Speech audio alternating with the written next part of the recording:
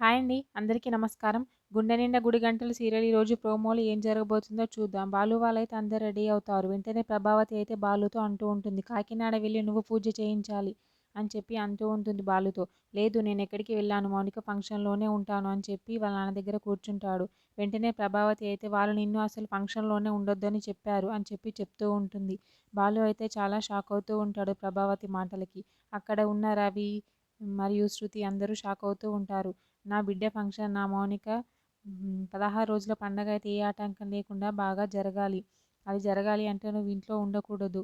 వాళ్ళు నువ్వు ఫంక్షన్‌లో ఉండొద్దని చెప్పారు అని చెప్పి చెప్తూ ఉంటుంది. మీనక అయితే కోపం వచ్చి మౌనిక కోసం ఇదంతా చేసిన మీ కొడుకు మీకు అక్కర్లేదు అని చెప్పి కోపంగా అంటూ ఉంటుంది ప్రభావతితో అయితే. ప్రభావతి మాత్రం అలా కోపంగా చూస్తూ ఉంటుంది మీనాని. సత్యం అయితే ఏమీ మాట్లాడకుండా అలా కూర్చొని ఉండిపోతూ ఉంటాడు. బాలు అయితే ప్రభావతి మాటలకైతే చాలా బాధపడుతూ ఉంటాడు.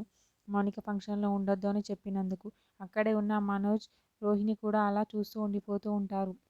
వెంటనే బాలు అయితే ఇలా అంటూ ఉంటాడు. ఏంటి నాన్న ఇది నువ్వు ఈ ఫంక్షన్‌లో ఉండొద్దురా అని చెప్తే నేను ఏ చెట్టు కిందనో కూర్చుండేవాడిని కదా నాన్న. ఒక్క మాట చెప్పలేదు. నేను బయటకి వెళ్ళి ఫంక్షన్ బాగా జరగాలి. నా వల్ల చెడిపోకూడదు. నేను బయటకి వెళ్ళిపోతాను నాన్న అని చెప్పి అంటూ ఉంటాడు.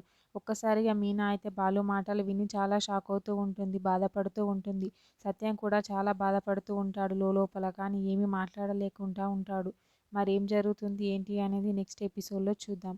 ఓకే. థ్యాంక్ యూ అండి. నా ఛానల్‌ని సబ్స్క్రైబ్ అండ్ లైక్ చేయండి.